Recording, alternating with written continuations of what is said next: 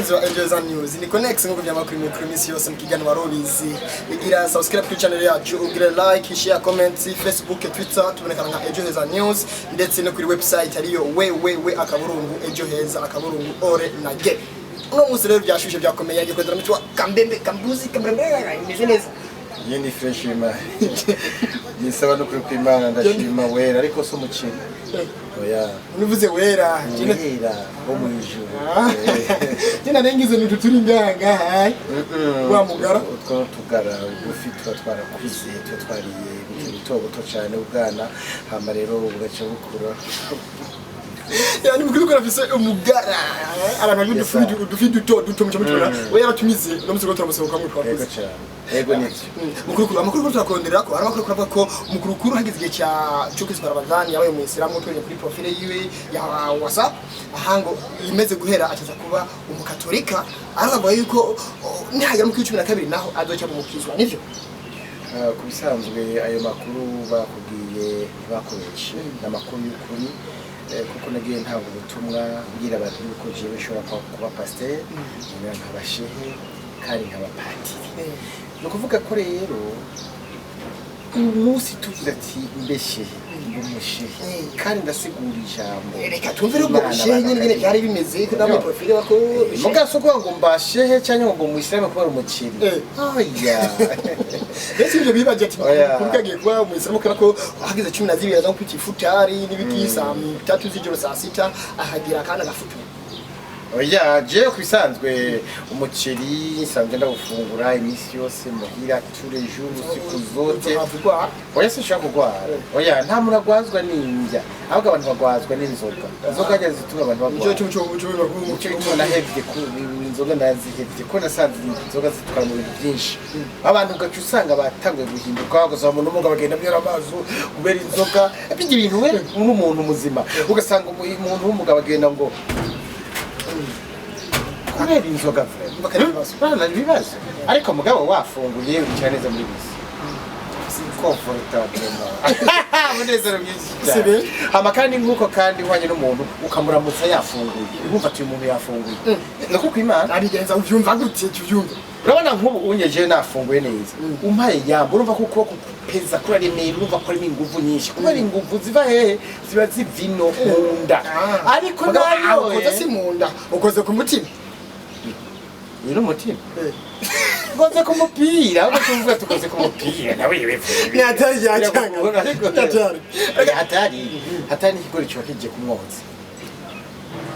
Meka je naje ngivuga ari umukuru gatoyi bandi usengere gatoyi ajya abona nk'ujya mugabo wanje yaje yaje byapararanga wewe umugore rero uri umugore no musi nabaye umugore kuri kuko uvuze ngo umugabo wanje ushaka ko wewe wabaye umugore yego cyane ariko gusenga sumva ngo udusengere habura kuvuga ati reka dusenge avuga dusenge kuko uvuze ngo ndagusenge uri umunyabyaha uremera ko ufite ibyaha aho tabigira genda nabyemeye urabizi uri umunyabyaha rero dukuriye menya ko umunyabyaha naguca nigirwa kure ko jewe ndi umukozi w'Imana none yavuze ngo tungo muturonde tubarondera mutugirire neza okay reka rero ndabigegereza yagomba sengera no musi gusengera ndabikubukira wihane ivyaha bikuvemwo uhereye umunsi ntuzosubire kuja mu vyaha sivyo none nico reka tugusabe wewe uri kumva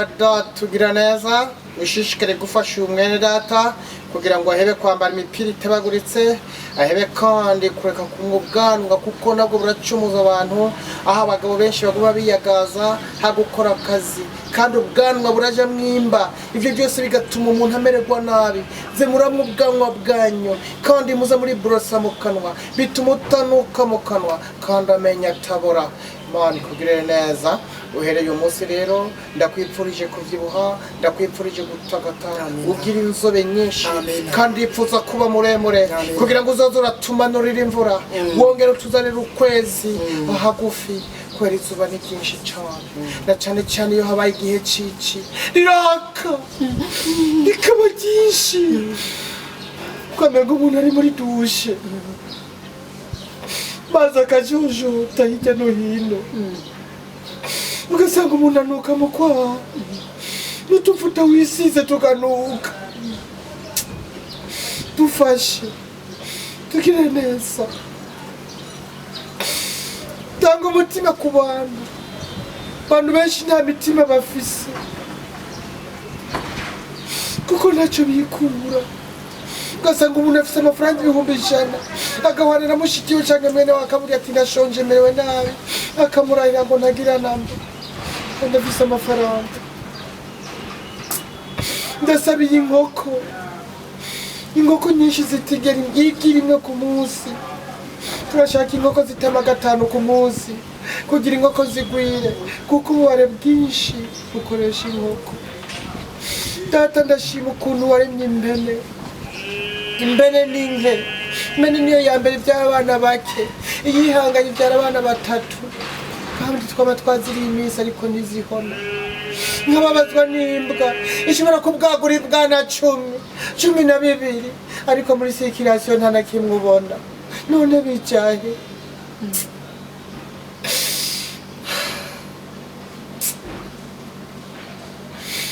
dufashe turipfuza imodoka ziguruka nk'indege kuko amabarabara yose mu gisagara ca Bujumbura zigahera ibinogo benshi bibaza ngo n'urubugu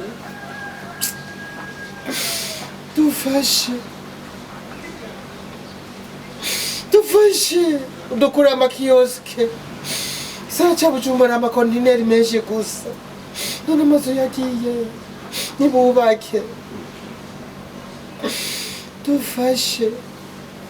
yo Ushalalalalalalalala. Aparachi tula hachino ya. Akacha kule kichingulzira pacha. Epele chikulubu tula. Apayushu. Atati hichula. Echa. Amina. Amina. Rio gereya hazame.